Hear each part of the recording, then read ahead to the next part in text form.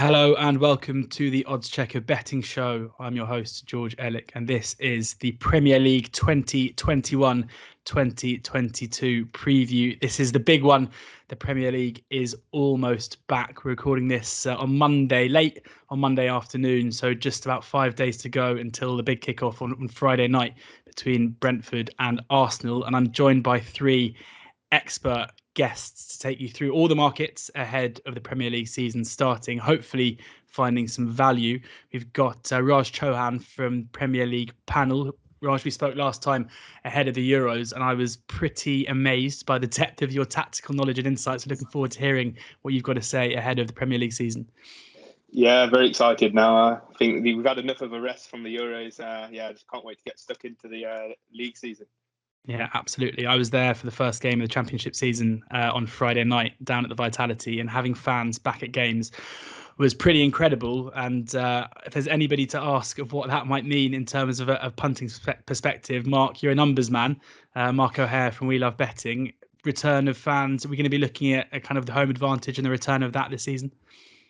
Yeah, I expect so, George. Obviously, home advantage pretty much eradicated in the last 12 months or so in COVID times. We saw that with home wins sort of going down into a negative compared to away wins in some leagues. So, yeah, I'm expecting that to be reversed. I was at a game on Saturday as well. So, fantastic to have fans back and all the old chants and referees getting the bit of stick and stuff. You know, it's like we haven't been away. So, yeah, for sure, home advantage back, rife, and prices will reflect that too going forward. Yeah, they absolutely will. And if there's a website that rivals the one I'm on most often during the football season compared to oddschecker, it's definitely WhoScored. And so great to have Josh Wright from WhoScored joining us today as well. Yeah, great to be here. I think once the Euros finished, I was firmly against watching football ever again, but in this job, couldn't really get away from it. But yeah, I'm ready for the season now.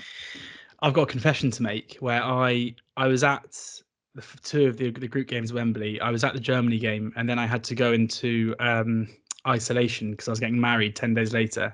And so I ended up then watching the semis, so the quarters and the semis, with my future in-laws just sitting on the sofa, who they couldn't really have cared less. So it was a bit of a drop in terms of atmosphere. And so watching us, and I had to turn down tickets to the semis and the final. And I got married the day before the final. And on the Sunday, watched it with kind of my family and my wife's family. And I knew it wasn't meant to be. And as a part of me that was a little bit relieved that when we won the Euros, I wasn't in the middle of the Lincolnshire countryside, unable to go into any pubs or dance on fountains somewhere in a city centre. So that is probably going to make me quite unpopular in this company and anybody listening and watching. But yeah, that was my Euros experience. We'll get into the football now because we have a lot to get through. We're going to go through the likely winners. We're going to go through the relegation market as well. Look at top scorers. Look at some interesting specials as well, such as the first manager to leave their post. So we've got to get started now, and we're going to start at the top end of the table where, maybe unsurprisingly, Manchester City are the odds-on favourite to retain their title. They are best price 4-5. That is with Sport Nation. Chelsea just about second favourites ahead of Liverpool at 11-2. Liverpool best price 31. Well, I mean about 11-2 too, but Chelsea are a bit shorter in some places.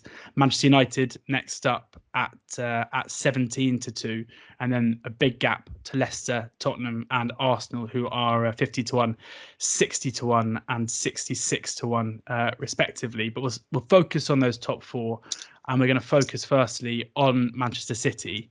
And Raj, the most expensive English footballer ever now plays for Manchester City in Jack Grealish. How long that record's going to last, we don't know, because Harry Kane's future is still up in the air. It's pretty hard to pick holes in their chances of going and doing it again, isn't it? Yeah, I mean, that signing was only just added to the monster squad they already got. The one hole you could probably pick as a striker from last season, Jesus was a bit inconsistent, and Pep really went for a false nine system on a lot of occasions with Bernardo and KDB rotating as that false nine. But they look like they're going to solve that problem as well with Harry Kane. So if they complete the Kane deal as well, I really can't look beyond them again. The one hole I can probably see in their squad is maybe that balance of the midfield. If Pep does start to tinker with it and puts, for example, a Grealish and a KDB in there, does Rodri have that defensive awareness and legs really to cover for those two? I know a lot of people are referring back to the Centurion's Man City side had a silver Kevin De Bruyne in midfield, but they had peak Fernandinho behind them, mopping up all those loose balls. So that's probably the one area I'll be interested to see, that midfield balance going forward, especially if Bernardo Silva leaves as rumoured. He does provide that industry as well off the ball. So yeah, that's maybe the one area. But other than that, yeah, options all over. I think one important area for them will be recovering the form of Raheem Sterling. He did obviously fade off last season. And compared to their other wide options, they'll have Mahrez, Grealish and Ferran Torres. Sterling's probably the biggest goal scoring threat out of all of those. So recovering him might be Pep's biggest challenge for the season ahead. Yeah, it might be fascinating to see where Grealish is going to be used by Pep Guardiola. And Mark, there's a lot of talk about the new signings, a lot of talk about Grealish, a lot of talk about Kane if he does come in. But there seems to be an undercurrent here where you've got Aymeric Laporte and Bernardo Silva actively asking to leave the club, despite, they might have their game time limited compared to what they get elsewhere. But is there any concern with you that there are issues maybe behind the scenes in terms of the happiness of certain players and coming from the Pep roulette in terms of squad selection? Yeah, that's always a concern for sure. You can throw Gabriel Jesus into the mix as well. If he's not going to be a first choice striker, he's been in England now for a few years, so he should be settled, should be ready to sort of make that next step. Obviously, he made a nice impact when he joined from Brazil, but things haven't really gone as swimmingly as he had hoped so far. So yeah, that's always a concern. And I guess especially when you're looking at the betting prices and seeing City at odds on at 4 to 5 best price, but more often than not around 4 to 6. You can't really disagree with those prices. They are deserved and fair favourites. But if you're looking to oppose City, then you are looking for these kind of chinks in the armoury and where they might be able to fall down, and certainly players and their happiness. And there's so many attacking. Raj just reeled them off there. There's so many attacking players. I'm really not sure they needed Grealish, in fairness. I think they should have gone all out to get Kane, because if they did get Kane, they're a really frightening prospect, almost a complete team. But yeah, we'll see if that deal gets done. But even still, they're still fair odds-on favourites. And if you disagree with the market, you're basically wrong. So yeah, it's difficult to sort of find those weaknesses. They've won 3 of the last 4 titles. Performance data over those 4 seasons have pointed them out as being quite comfortably the best team, even during 2019-20 when Liverpool ran away with the league as well. So yeah, I mean, if they do get Kane and Grealish, it's really quite a scary prospect. Mark, I agree with everything you say all the time, except for one thing there, and I've been saying it for years. Every team needs Jack, Mark. Every team needs him. So you can't. I'm not having that at all. But Josh, is there any way you can see, Man City struggling to repeat the feats of last season? Obviously, the striker issue is yet to be resolved. But given the prices at 4 to 5, can you see any reason to get against them? I was thinking when they announced Grealish, I thought, God, they're like we've been saying, their team's like formidable. But sort of when I thought deeper about it and the issues that you raised there does seem to be some, like, Guardiola doesn't seem to be completely happy. He doesn't seem to have had the ideal pre-season. Even Grealish coming in, he doesn't know anyone. None of the England players are there. I think he's going to have to take a bit of time to. He won't get patience, but I think City fans should be a little bit patient with him to start with. But yeah, there's like Bernardo Silva, Laporte doesn't want to be there. It doesn't sound like a harmonious group to me. And I'm not expecting a big drop off from City, but I don't actually think they're going to win the title this season. I'm going against the odds. I don't think they're going to do it. Well, let's stick with you then, Josh. Who do you fancy to go and win the league? Well, Liam, our editor, he'll be happy with this, but I actually think Chelsea, especially if they get the Lukaku deal over the line, as it seems that they are. I think everyone knew going into the summer that the striker was their biggest problem. Jorginho was their top goal scorer in the league last season, and all 7 of his goals were penalties, which is just bizarre. And in Lukaku, they're getting a guy who scored 28 goals last season. He got 11 assists. They're huge numbers. And even though some Premier League fans will still try and mock Lukaku, what he's achieved in Italy under Antonio Conte is coming back a completely different striker, I think. More well-rounded. And that was their biggest weakness. And it's something that Man City haven't solved as of yet. And I'm not sure if they will get Harry Kane over the line. But yeah, with Lukaku, I think that it makes Chelsea a serious problem. And of course, Tuchel has his first pre-season. Everything he achieved last season was him taking over midway through the season. So with a full pre-season under their belt, I think they're going to be a serious problem. Chelsea best price 11-2 currently. That is with Sporting Index, which is a win-only price. 5-1 they are. If you want to back them each way, most firms a third, 2 places this season. I'm going to ask you, Raj, in a second how you think Lukaku's going to fit in at Chelsea. But before you do, just something I remembered reading. I can't remember where I read it, which is bad because I'd like to give them credit. But there was a great story about Guardiola this summer where he apparently, when he's on the golf course, I don't know if you saw this, when he's on the golf course, he refuses to talk about football. It's his rules. When he's playing golf, he doesn't talk about football. He was playing a couple of months ago with a couple of people who, I don't know who they were, if they were Villa representatives or people who knew Jack Grealish, and he broke his rule just for that one round of golf because he was so keen to talk to them about the ways that he could improve Grealish as a footballer, where he could play. So maybe he hasn't had a great summer, but I'm hoping that round of golf was a highlight.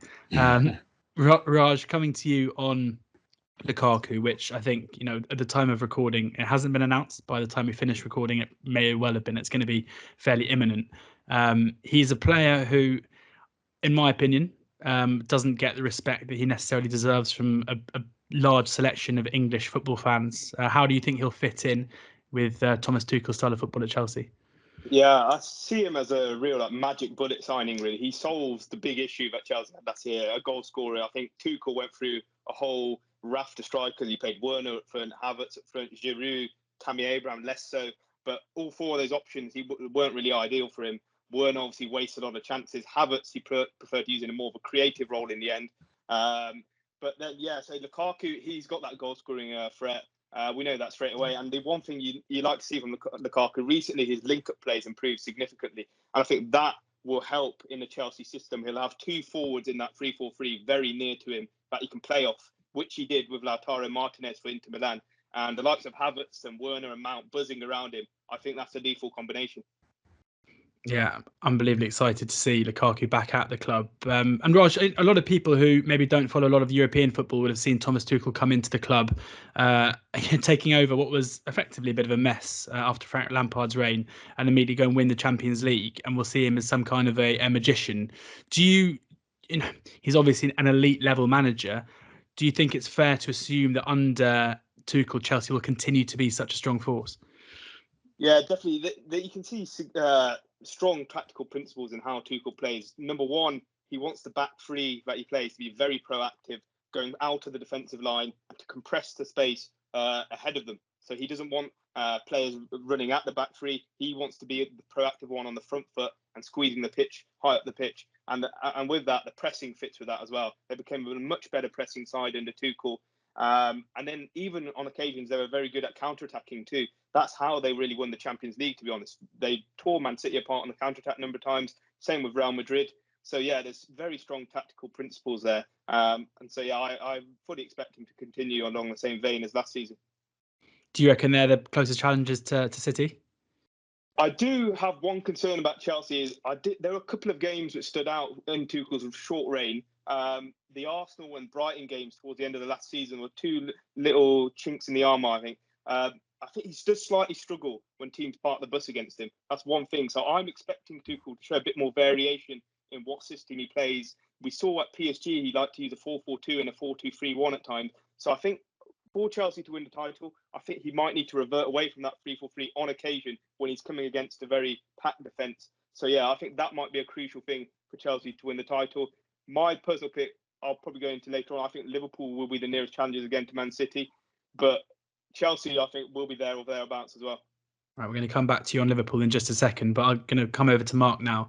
Mark, you've said a second ago that if you disagree with City's price, then you're wrong.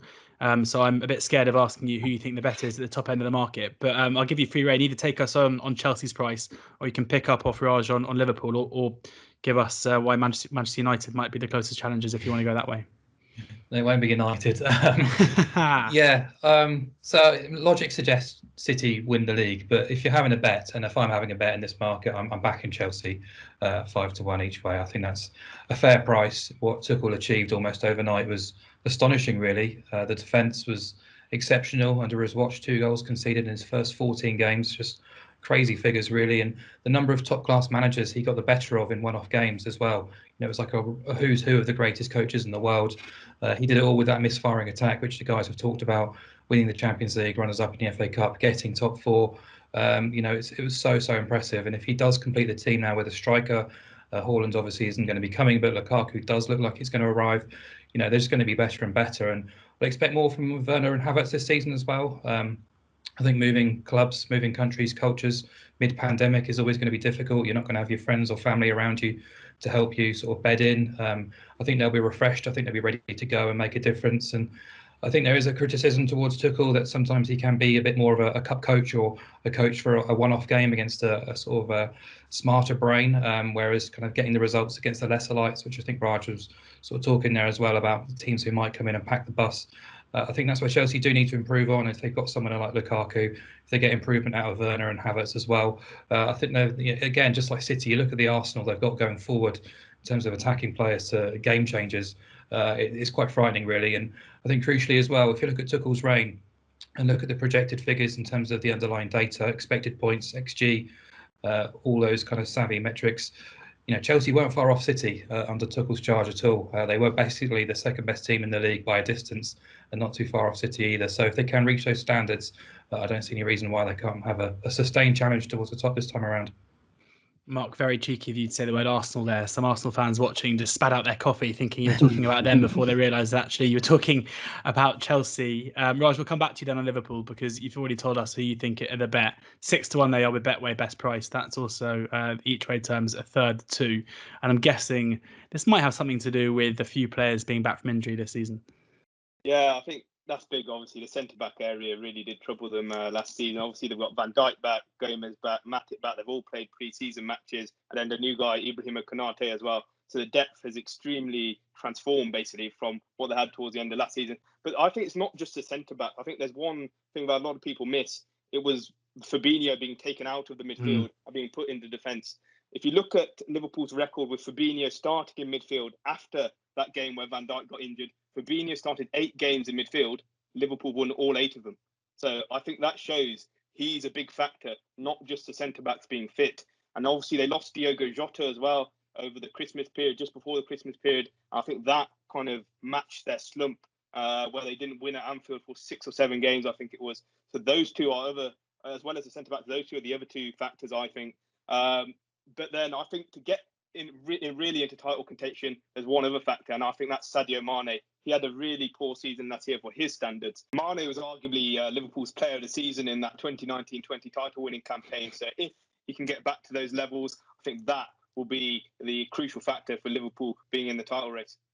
Yeah, absolutely. I was looking earlier at the top goal scorer markets that we'll get on to later and saw he was 25-1 and luckily spotted before I placed my bet that, of course, it is AFCON next year, which means that those players will be missing a few games, but a return to form for him would surely be absolutely massive. On then from Liverpool and on to the final team that we haven't spoken about yet of this big four. And Josh, I'll give you the task of talking us through Manchester United's chances. 17-2 they are to win the league. And I can't help but feel, but if you looked at their first 11, when you took out all context of previous seasons, you'd think they should be a lot shorter than 17-2. But at the same time, I'm not rushing to back them. For sure, yeah. I think there's obviously an understandable excitement about Manchester United this summer with the transfers of the players that they've brought in, but I still think there are a few factors at play. Obviously, Solskjaer, is he the right manager to take them from second to first?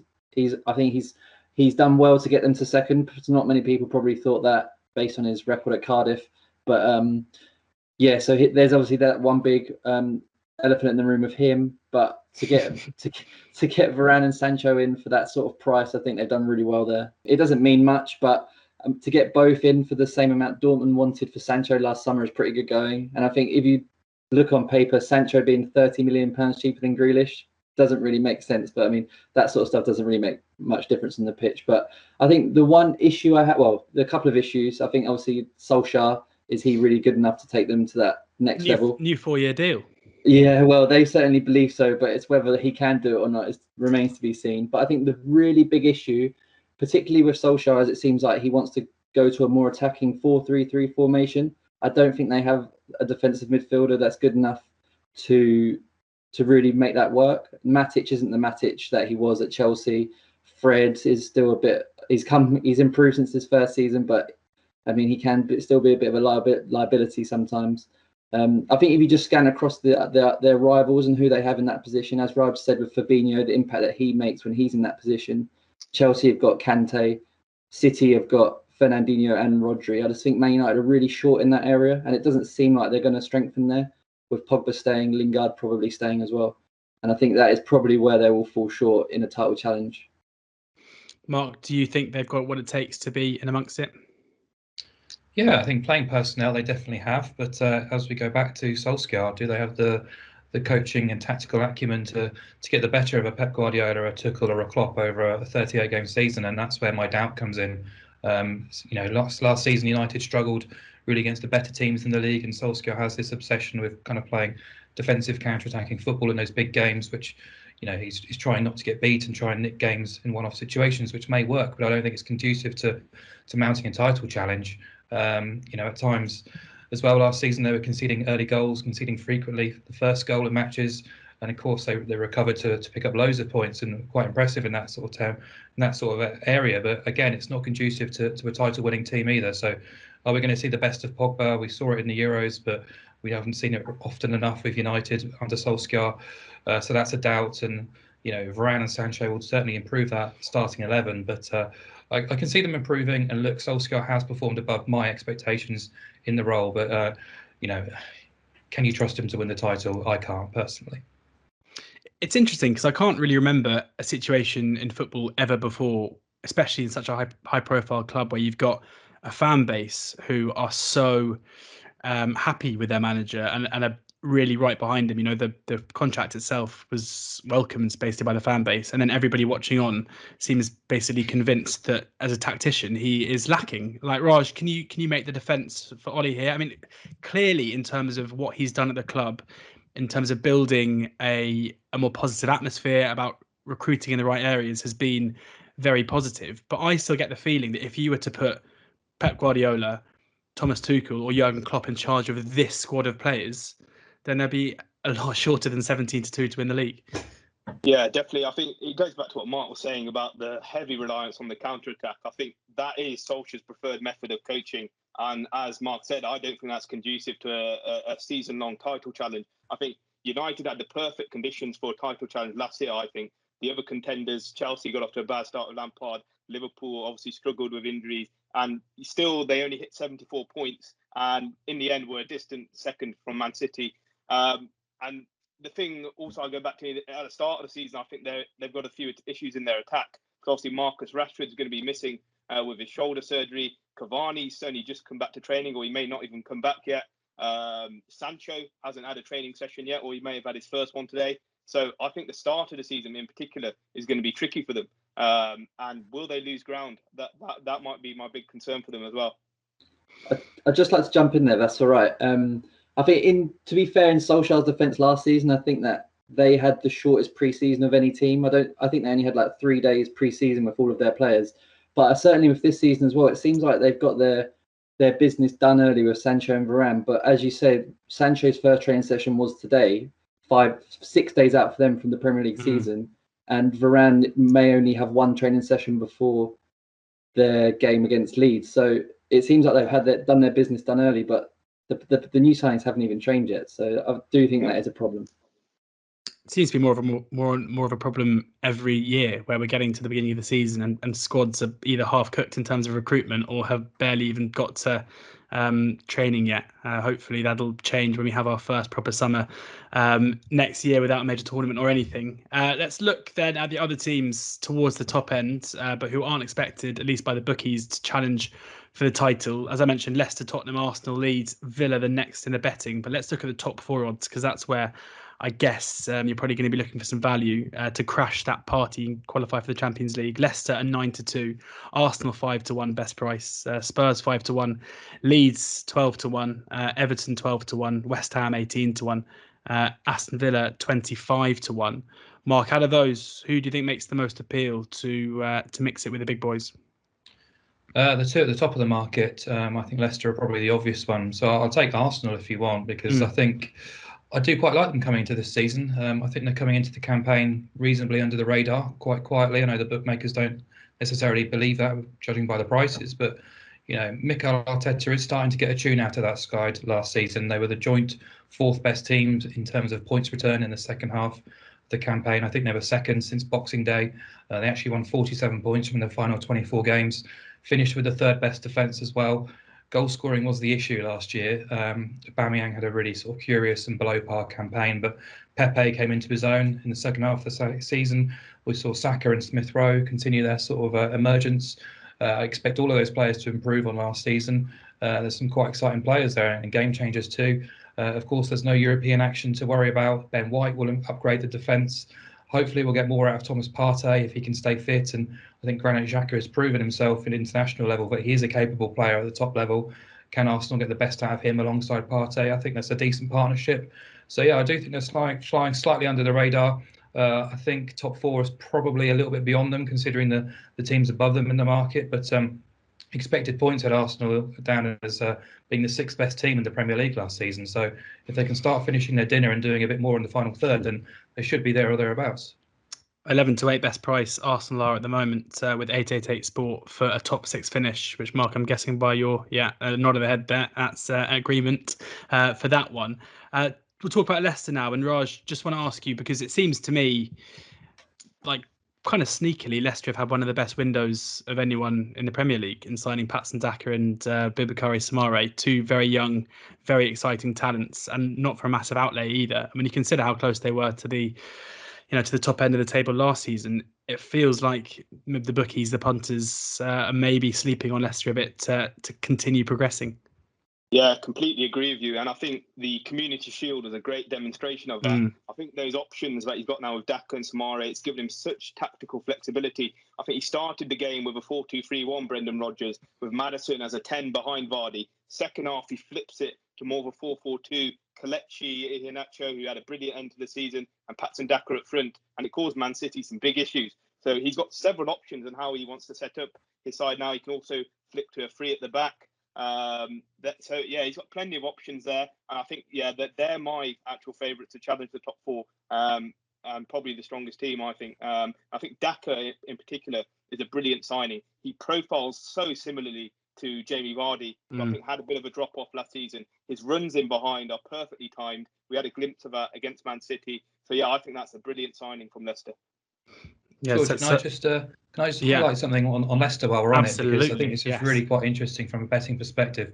So Leicester in the top six market are 11 to 10, I believe, 2.1. So you can back Leicester to finish in the top six at that price.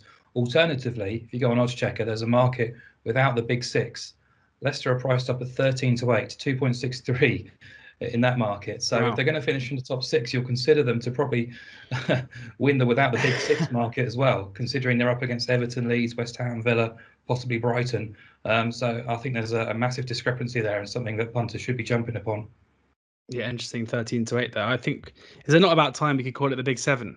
I kind of feel like that. Leicester have won the Premier League more recently than most of those teams in that so-called Big Six, and have a manager who I think is, anyway, I mean, that's probably on for a different podcast, but one for the betting markets next year. Josh, what do you think in terms of these teams that are just sitting outside the Big Four?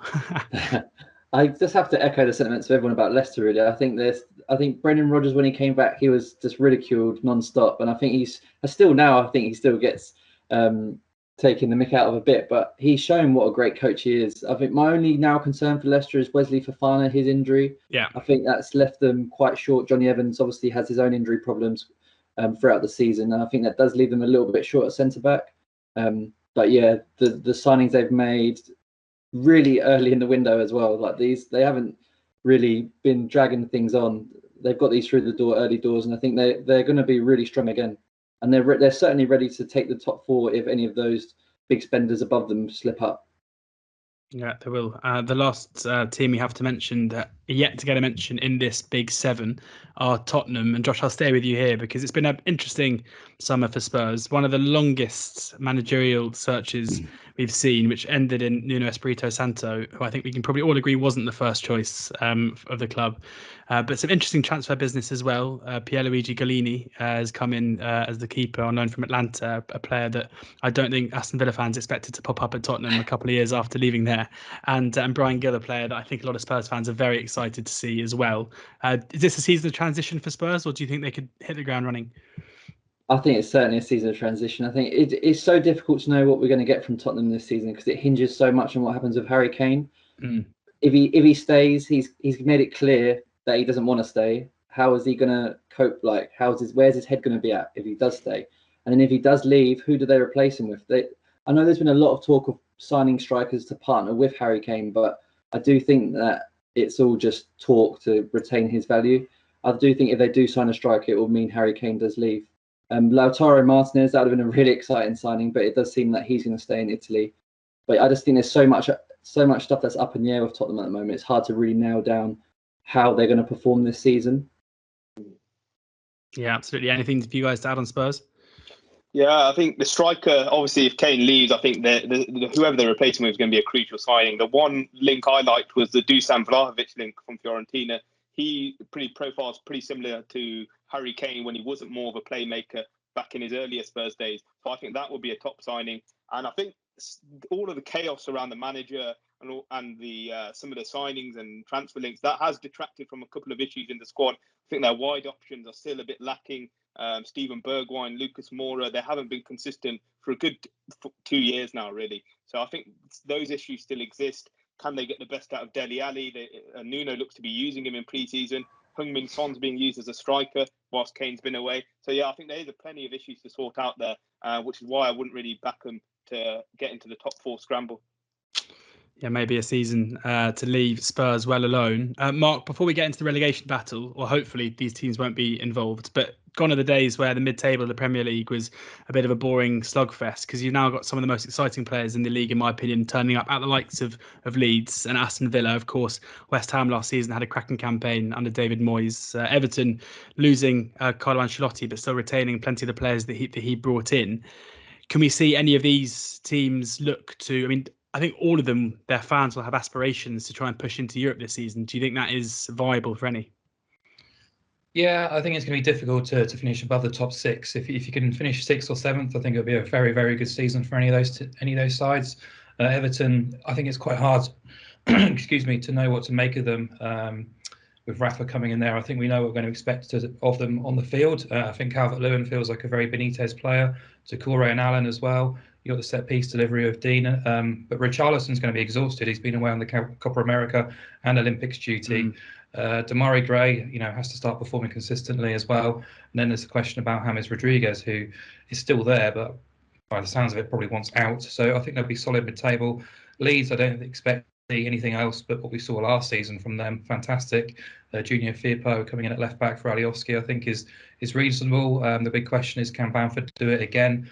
There's no reason to doubt him after last season. So, yeah, I think Villa are the one who I just don't know about at the moment because of the Grealish factor. But in terms of signings, Buendia, Bailey and Ings, fantastic business done there. But Grealish, with him in the team, 1.73 points per game last season. Without him, dropped to 0.93. So, it doesn't take a genius to work out he's a real talisman, so influential, not just as a skipper, but as a playmaker. But you have got 3 players there, particularly Buendia, who could possibly step in and do a job for Villa. So out of all of them, I probably expect Villa to be the one to be pushing up towards 7th, 8th at the moment. But I think it's difficult to see any of those kind of finishing in the top 6. Raj, with Villa, is there an argument to say that having a player like Grealish, who of course, was everything in terms of their attacking output, and actually they were pretty imbalanced. They didn't really have any similar talent on the other side this season. Could they improve even for the lack of such an amazing talent? Because finally they're going to be able to have a 2-pronged attack maybe than just a lopsided one. Yeah, it's interesting you say that. I was looking at some stats the other day on WhoScored, actually. I think there you go. Villa, Good to hear. I think Villa were second to only Man United in terms of funneling attacks down the left side of the pitch.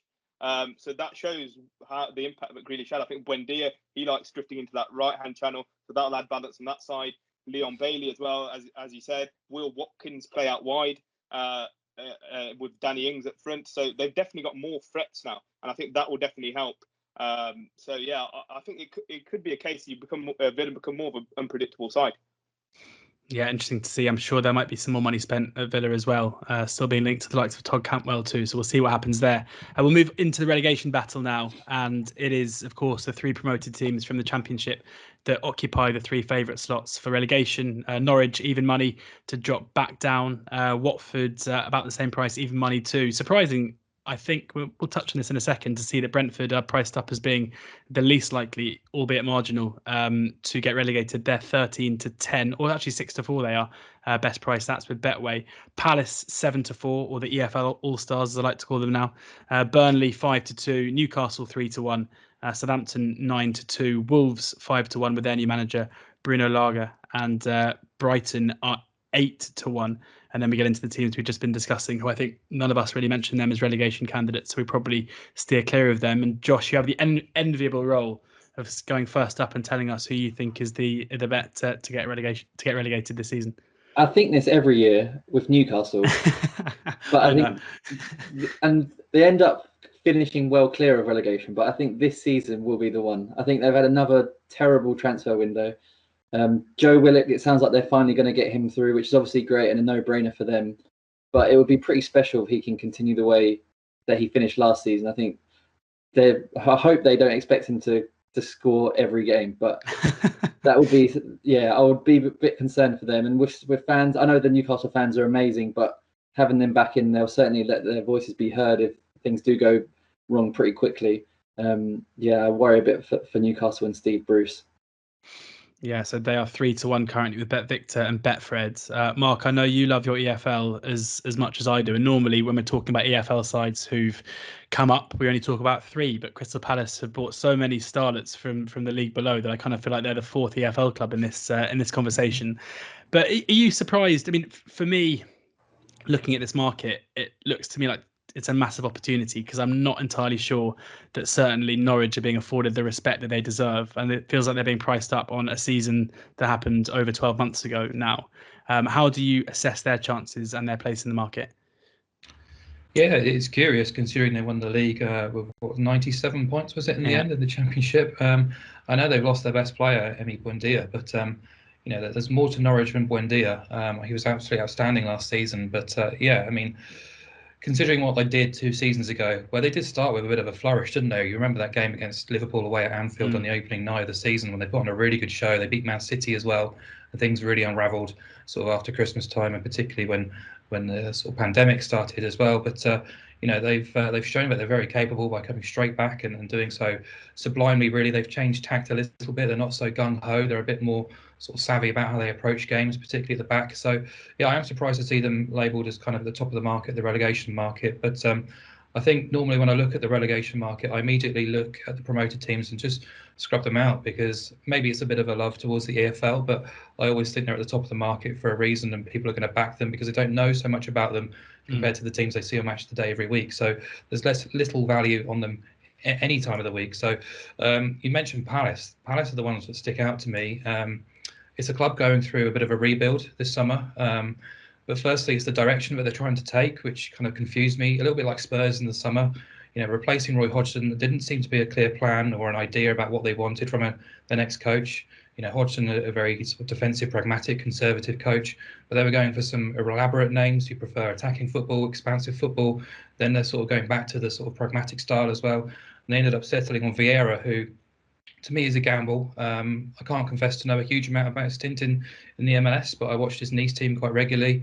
He tried to overhaul their style, tried to make them exciting, tried to make them interesting, but they were they were dreadfully dull. They just stood still in Ligue 1. It all ended quite abruptly and prematurely, and I didn't see a coach ready to make the step up, really. He was very critical of his players, accused of kind of lacking man management skills, chopped and changed his tactics, lacked creativity, inspiration, and they relied on their goalkeeper far too much. And I think this is a gamble from Palace. We saw what happened with Frank de Boer, and we've seen how much they've tried to change in just a couple of weeks, couple of months, really. Half the squad is left, and yes, the players coming in are quite exciting and interesting. I like all their signings, but it's just the succession planning and the long-term planning at Palace which really kind of concerns me. Not just that, you've got AFCON coming in January as well. I think Palace have got 4 or 5 players eligible for that, and yeah, I think they're only going to miss 2 games, but the knock-on effects of fatigue and pressure, playing for your national team, bound to some of them have a loss of form somewhere along the line. So I am concerned about Palace, and I'll tell you what, I really would not be surprised if they're calling Sam Allardyce up for a rescue mission at Christmas, because I fear for them, and I think they're the bet for me. Please, please, please don't give Sam Allardyce, Michael Olise, Ebereeze, Wilfred Zaha. I mean, that would just make me. It's a plausible cry. situation, isn't it? But I was going to say, because I have been back and forth over this, and now, given the transfer dealings, there's no way I'm going to be backing Palace to go down, because they're basically my second team, or my Premier League team for this season, given who they brought in. But I often find in this market, you can often get stung with new managerial appointments where, yes, it looks quite ropey on paper, but the squad looks good enough that you're not concerned backing them at 7-4. They might have a change in the dugout by October and have somebody much more suited to this squad. And then you're suddenly looking at a short price where your thinking with the bet was proven so right that they've actually gone and upgraded a manager. That's always a concern, yeah. I mean, you've got to look at the price and think, is the price worth taking now or worth taking later? I think Palace are going to trend downwards under Vieira. I think it's going to be a difficult campaign, but yeah, it all depends then on who they select as their new manager. We saw last season clubs chop and change, some more successful than others. We talk about Allardyce, didn't get the bump he expected from West Brom.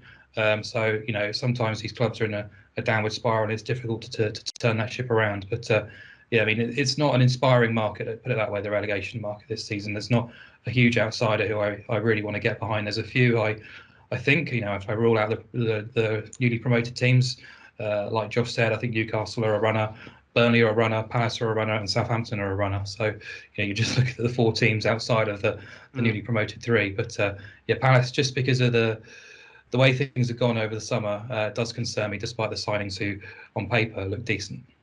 Right, well, if the Palace hierarchy attempted to give Sam a call during the season, please give me a call first, and we'll find someone. We'll find someone better suited. Raj, who do you see struggling this season? Yeah, I actually see Brighton as struggling this season. I think they've had a very disappointing transfer window. I expected them to address their issue up front. They haven't really signed a striker. I think they're going to go in with Neil Maupay again at the start of the season. He hasn't been clinical enough during his time there. I really did expect them to get a goal scorer in. And then at the back, they've obviously lost Ben White. And I expected them to keep my local team's Coventry. So I saw a lot of Leo Ostergaard last year.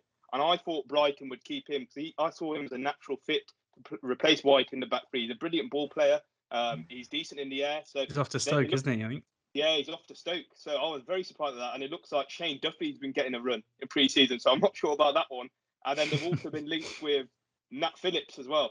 And I don't think Nat Phillips is a Potter kind of centre-back. So I've got a few worries about them.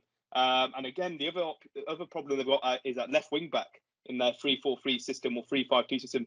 They haven't really upgraded on Solly March or Dan Burn. And those two are two real weak links for me in that Brighton side. They've been linked with Mark Cucurella. He would be an excellent signing, but they haven't got any of these signings over the line. I think they've linked with Darwin Núñez up front as well. But I see a few holes in that starting 11, which I think might get to see them being dragged to the bottom. Right, Raj, I'll tell you what we can agree on. Brighton make a poor start, sack Graham Potter. Graham Potter goes in at Selhurst Park. That'll be absolutely fine with me. I'll take that all day long. Interesting you say that with Brighton. And I must say, for a club who is so well run, given their absolute embarrassment of riches at centre back, if they end up short in that position after what they've had, then that is unforgivable. The one team we haven't mentioned in this chat, and I'm going to come back to you on Southampton, Mark, because I think Saints fans will want to hear a bit more from you than just throwing them into the mix as you just did. But with Bruno Lage, the new Wolves manager, I'll put it to the floor. Any of you tell us a bit about him and his playing style and what we can expect from him? No one. I think that's why I ignored them. They're a bit of a wild card for me. I don't want to put my neck on the line with someone that don't have that much knowledge about. I think Benfica definitely play a more expansive style of football than Nuno played last season, for example. I think that he'll definitely try and get the ball on the ground. I think a big protagonist in his Benfica side was Julian Weigl. That kind of shows you what kind of football he likes to play. Weigl is a very comfortable ball-playing midfielder. Adel Taarabt as well had a big role in his side. So I think we'll see that. And I think if they can keep hold of Neves, who's been linked to a move away, Neves and Moutinho, I think, will excel in this system compared to Nuno's. I was a bit disappointed that Wolves let go of Vitinha. I thought he had a chance to really kick on in this Wolves side in the Lager, but they haven't really signed a number 10 to replace him either. So yeah, I think we will see a more expansive style of play.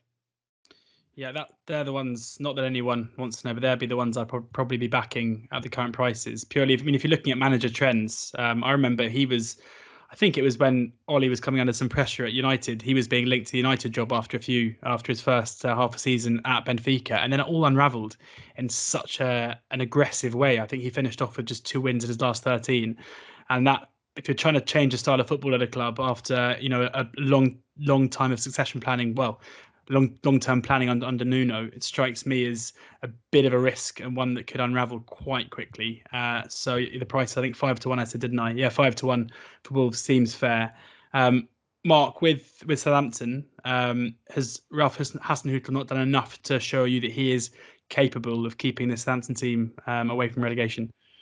Yeah, he has, and I think that's Southampton's key asset. Really, is their head coach. I think you look at the teams around the relegation market, he probably is the elite coach down there, and he will feel like he's not taken a step back, but he's got his reputation to kind of look after here. And the way things have gone at Saints, it hasn't been a huge success story. He did have them top in early November. It's easy to be forgotten. 16 points from their first 8 games. But then the next 30 games returned just 27 points, and no team who survived collected fewer points in that time as well. It's a small squad, so losing Danny Ings is obviously a blow, depending on who they bring in. It might be Armstrong. They're looking at Tammy Abraham as well, possibly both. I think if they get both, then fantastic.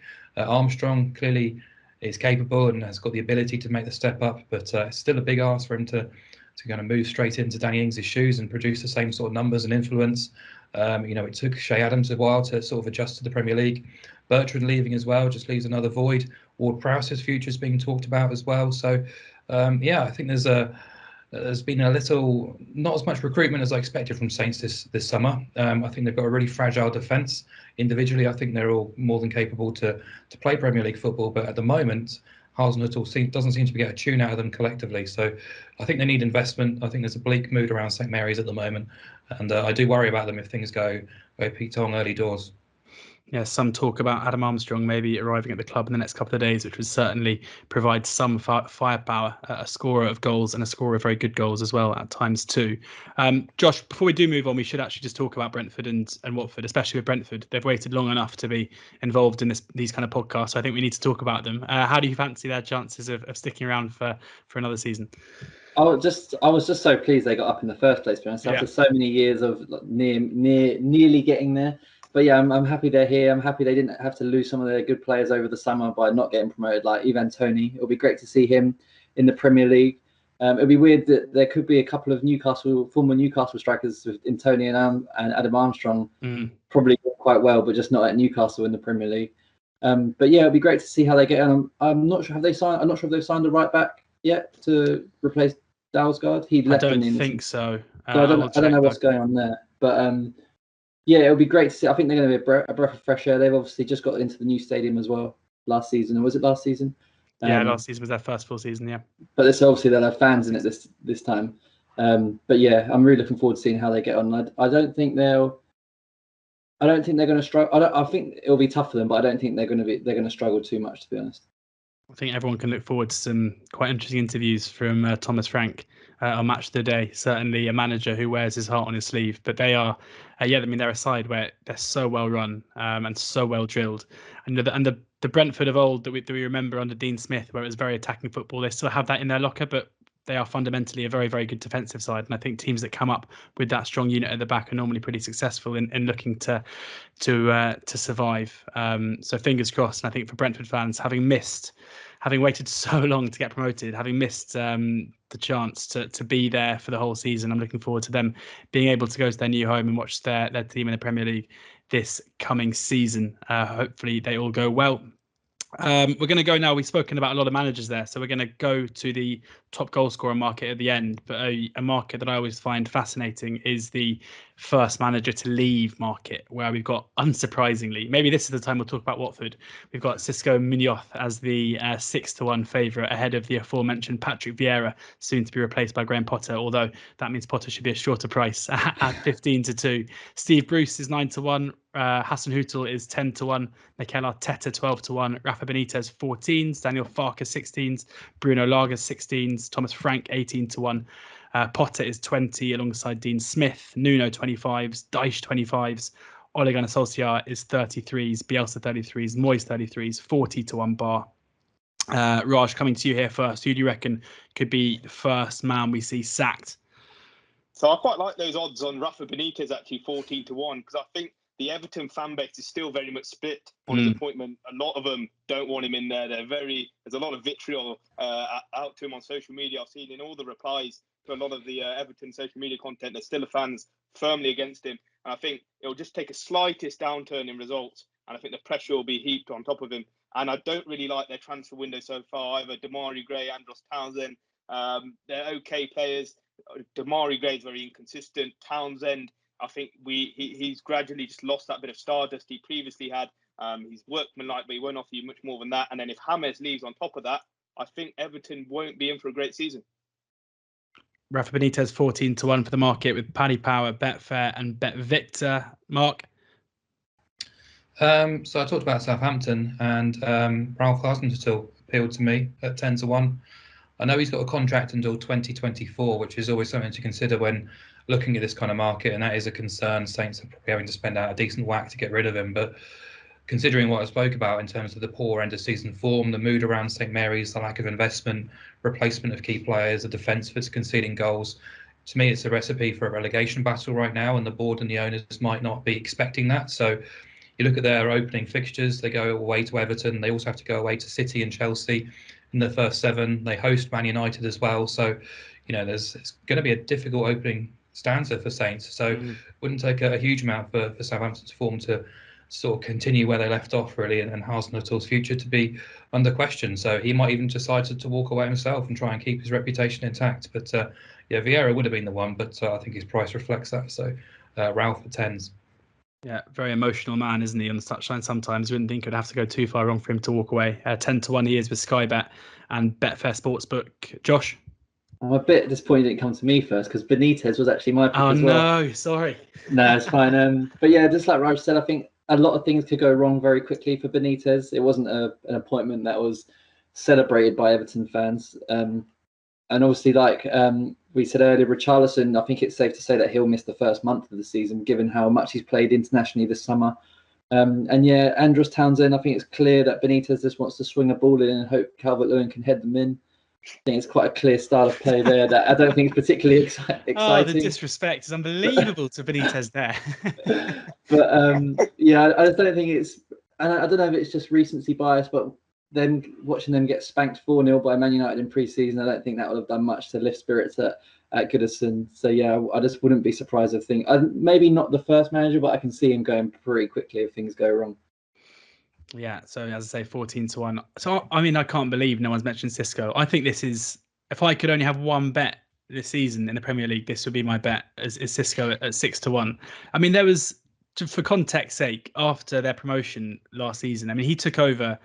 Vladimir Ivic was the manager at the beginning of the season. He did a terrible, terrible job. I mean, honestly, anybody could have done better than him. He came in and tried to play this turgid football with a very attacking squad. It didn't work. Xisco basically came in and just gave the team the freedom to play. And I don't think anybody thinks that he is necessarily a great manager. I don't think there's much in his history to suggest that he is either.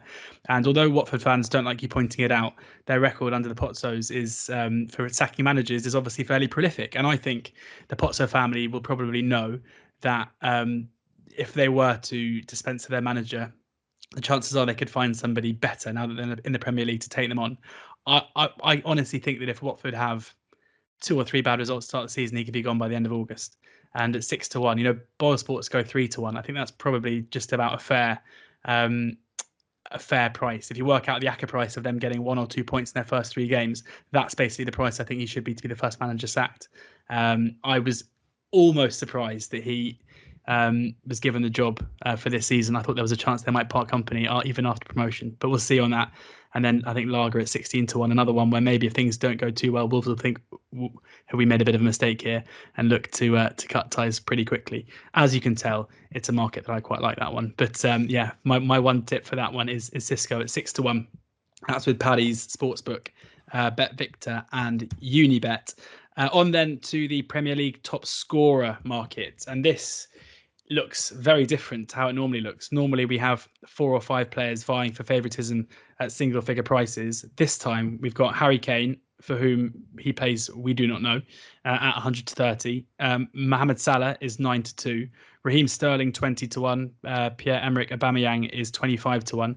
Gabriel Jesus 25s. Timo Werner, Bruno Fernandes, Sadio Mane all 25 to 1 as well. Patrick Bamford and Jamie Vardy both 28 to 1. Calvert-Lewin 33 to 1. Ings 33 to 1.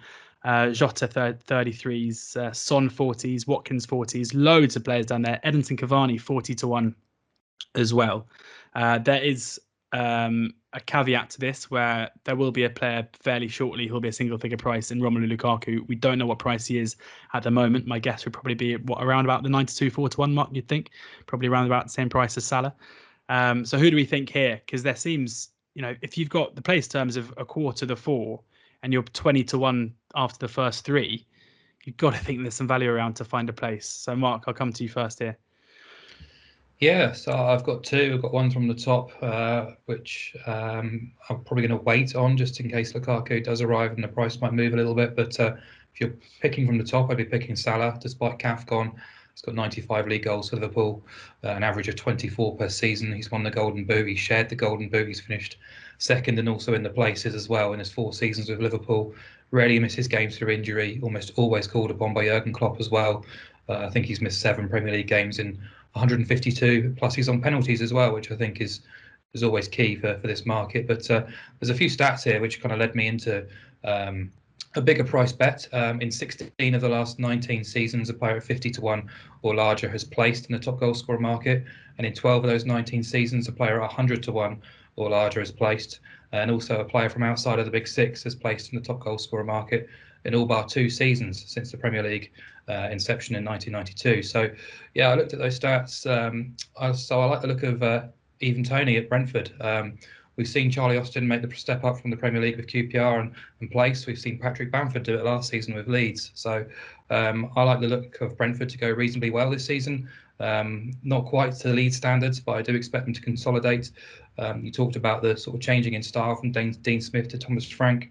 But they still do look to play on the right way, people like to say. Tony's on penalties. His all-round game has been absolutely superb in the last couple of seasons. He's top scored in the League One and the Championship in the last 2 seasons. He's a natural born finisher. His movement's brilliant. He's got pace. He's got power. He can pretty much do everything, really. And at 50 to 1, I think I'll take him each way because I think if Brentford are going to score a reasonable amount, he's obviously going to be at the end of or central to everything they do. So, yeah, I think he's a reasonable shout at that price. 50 to 1, Bet365, Bet Victor, Betway, and Ball Sports couldn't agree with you more. A man who is born to score goals and is guaranteed to play games so long as he's fit. Josh, given what you said earlier about Rafael Benitez football, presumably you're just going to be backing Dominic Calvert-Lewin because that's the game plan, is it? Just hit Dom. Well, if that goes well, then he'll be right up there. But yeah, I'm not sure I'll be putting my money on him. Nothing against Calvert-Lewin. I think he's a great striker. Just don't think Everton will go that well. But yeah, as I thought Chelsea will win the league this season, I think it's hard to look beyond Lukaku. But it's an interesting market this year because if you look across the rivals, obviously Aubameyang at Arsenal had a very weird season last year. City may go into the season without a regular striker. If Kane stays at Tottenham, you're not sure how he's going to go. Presumably disappointed he didn't get to leave. Cavani's not going to start 30 games for United. Salah I think is a great shout. But the one sign I'm really looking forward to seeing is Danny Ings at Villa. I think he could really rack up the goals if Villa's signings slot in quite nicely. I actually thought that Man City should have just done away with the Kane stuff and just got Ings in for obviously this season and beyond. But in Ings, you can obviously still afford to go and sign a Haaland next year or something like that for City. But they didn't, and Villa obviously snapped him up out of nowhere, really. But yeah, I'm just really looking forward to. And Watkins is obviously a little bit of an injury doubt at the moment. So I'm really looking forward to seeing how Ings goes. And I think he could be a really good signing and get right up there. Yeah, Ings 33 to 1. It's interesting. There's that collection of 4 English strikers in Bamford, Vardy, Calvert-Lewin, and Ings. So 28 to 1, 28 to 1, 33 to 1, and 33 to 1, who are all basically going to start every game they're fit for a team who are likely to finish in the top half. So it feels like there could be some value there. Raj, who do you see going well? Out of those 4 English ones, I'd probably say, yeah, I fancy Bamford out of those 4 if we're just looking at that quartet. I think obviously Leeds play the most attacking brand of football and Bamford plays almost every game. My one concern with Ings is his soft tissue muscle injury record is not great. He picks up a lot of injuries for Southampton last season. I think he started either 26 or 27 games last season. So that's my only one concern with Ings. I agree with Mark with his top of the table shout of Mohamed Salah. I think he finished on 22 goals last year, 1 behind Harry Kane. I think Kane, obviously, whatever happens, if he stays, he might not be in the right frame of mind. If he goes to City, he won't probably immediately start. Pep will probably give him a chance to settle. So yeah, I fancy Salah. And also because last season, he really thrives on that connection with Trent Alexander-Arnold. Last season, Trent wasn't on his best form for the first few months of the season. I expect Trent to start the season like he finished the last one. So I think Salah might even hit more than the 22 he hit last year. Wow. Yeah, interesting stuff. Salah there might even get more, 9-2, the agreement from the 2 guys there. So we're coming to the end of this Premier League preview. But before we go, going to ask the guys for their big prediction. I want to hear from you the double, winner and top goal scorer, and I'll give you the price. So Raj, I'll come to you first. Who's going to win the league and who's going to be the top goal scorer? So I'm going to go for Man City to win the league and Mohamed Salah to win the Golden Boot. That is 11-2 with William Hill. Mark, is that popular? Are you gonna repeat the trick? I was, but I'll differ just for the sake of the show. I'll take Chelsea to win the league and Salah to be top goal scorer. Chelsea to win the league and Salah to be top goal scorer is 28-1. You're getting for that one. And Josh, what are you after? For a second, I thought I was gonna have to change mine as well, but I'm gonna go for Chelsea and Lukaku. So I imagine that'd be probably the shortest of the 3. It's not out there yet because Romelu hasn't signed. Course, yeah. Given, I think he'll be a similar price to Salah. In which case, about the 28-1 mark. As you said, editor Liam is going to be absolutely buzzing listening to this. Last year, he was sending us abusive messages after we were saying that we were doubting Frank Lampard, which he then reminded us of before recording this, and we were like, "Yeah, look what happened, Liam." Like, I think we were proven right. But fingers crossed, it'll be a more successful and happier season for Liam and for other Chelsea fans as well. Plenty of bets in there, hopefully plenty of value too. Can't thank Raj, Josh, and Mark enough for sharing their thoughts with us today. Please make sure you do download the oddschecker app. On there you'll find the best prices, which I spoke of in terms today. You'll also find so many markets. I mean, we've touched on the main ones there, but you can find plenty of other bits and bobs, top regional clubs, all sorts of other things in there ahead of the big kickoff on Friday. Also find some of the best tipsters in the game, some bookie offers, free bets as well. All the necessary plates terms you can find there. Please do subscribe to the oddschecker YouTube channel as well, where you can find plenty more preview content across a host of different sports and feature content too. And you can find these podcasts on all podcast platforms as well. So please do enjoy the football. Hopefully we flagged up some value, and please make sure that you gamble responsibly.